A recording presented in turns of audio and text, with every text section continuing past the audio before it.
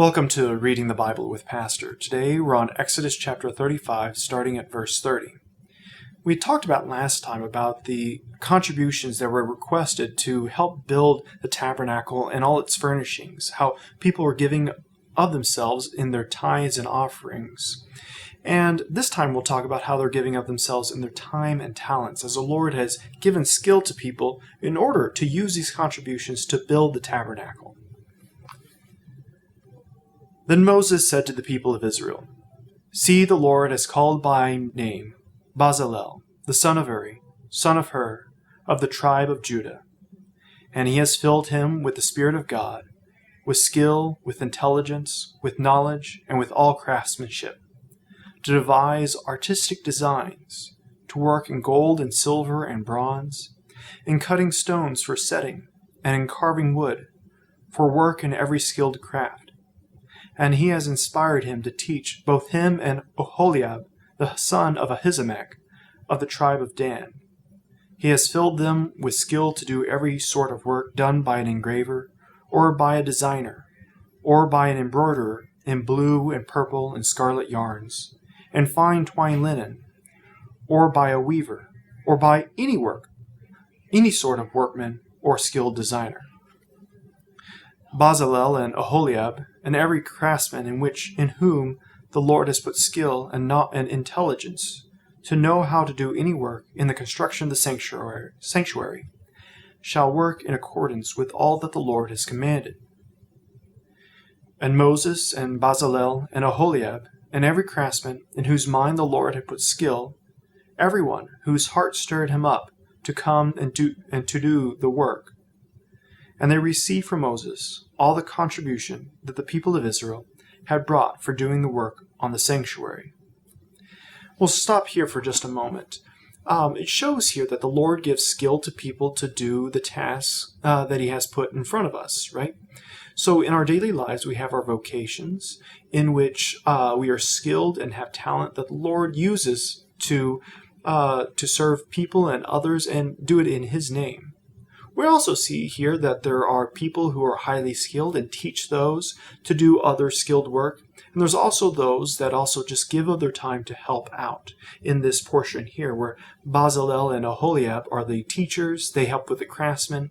And then there are others whose heart is stirred up to come do the work. And that's the case even in the church, that we have skilled workers, people who are taught, and those who just give of their time to do the work in the church. And we see this also in all their vocations and jobs, as the Lord gives us all a certain amount of skill and craftsmanship and ability to do things, and we use that to further the kingdom of God in our specific areas and our specific ways. We'll pick up there in the middle of verse 3. They still kept bringing him free will offerings every morning, so that all the craftsmen who were doing every sort of task on the sanctuary came, each from the tasks that he was doing, and said to Moses, "The people bring much more than enough for doing the work that the Lord has commanded us to do."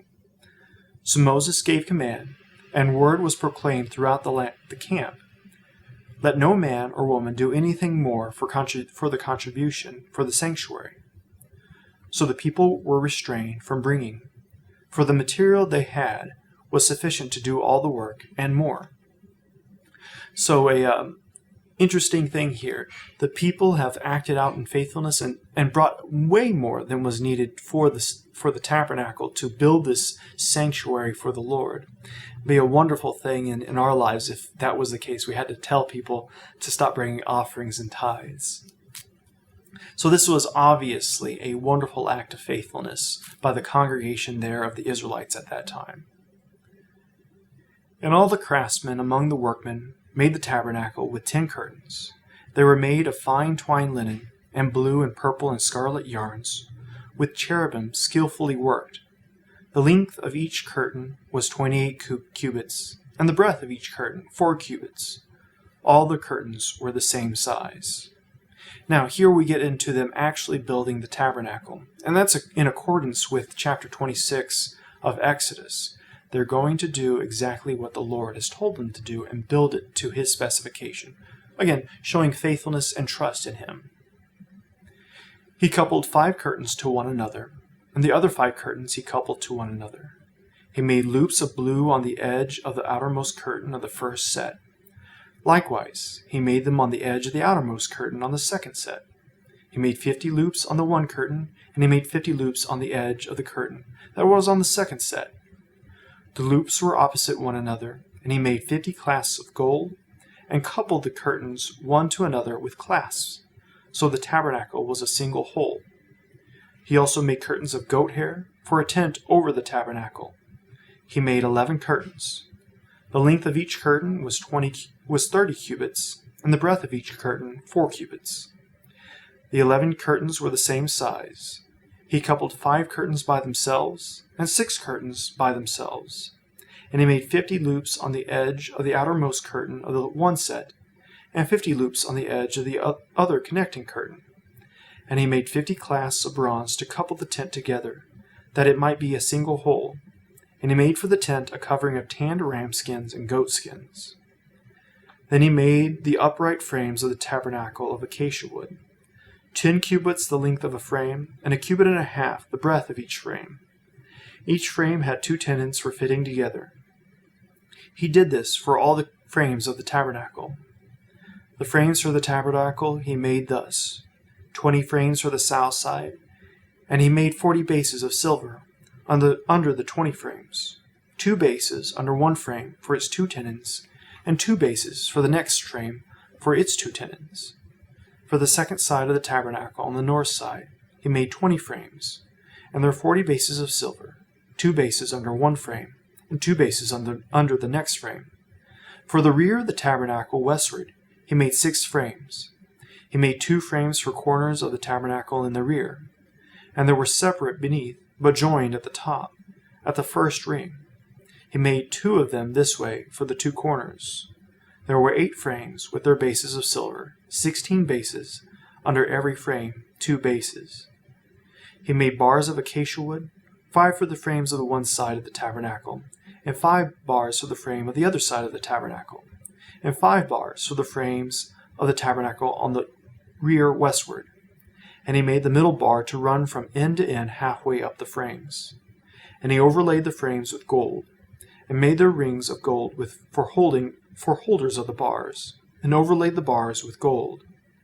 He made the veil of blue and purple and scarlet yarns, and fine twined linen, with cherubim skillfully worked into it. He made it. And for it he made 4 pillars of acacia, and overlaid them with gold. Their hooks were of gold, and he cast them for them 4 bases of silver. He also made a screen for the entrance of the tent, of blue and purple and scarlet yarns, and fine twined linen, embroidered with needlework, and its 5 pillars with their hooks. He overlaid their capitals, and their fillets were of gold, but their 5 bases were of bronze. Well, we see here that God has chosen people to do the work to build his tabernacle, and has given them the skills and talents. It's just as he gives us skills and talents to do his will in our world today through our vocations or job. We're going to pick up next time with Exodus chapter 37 as we see the other things of the tabernacle being built. As always, please subscribe to the channel and share this with others so that they may also read the Bible with Pastor.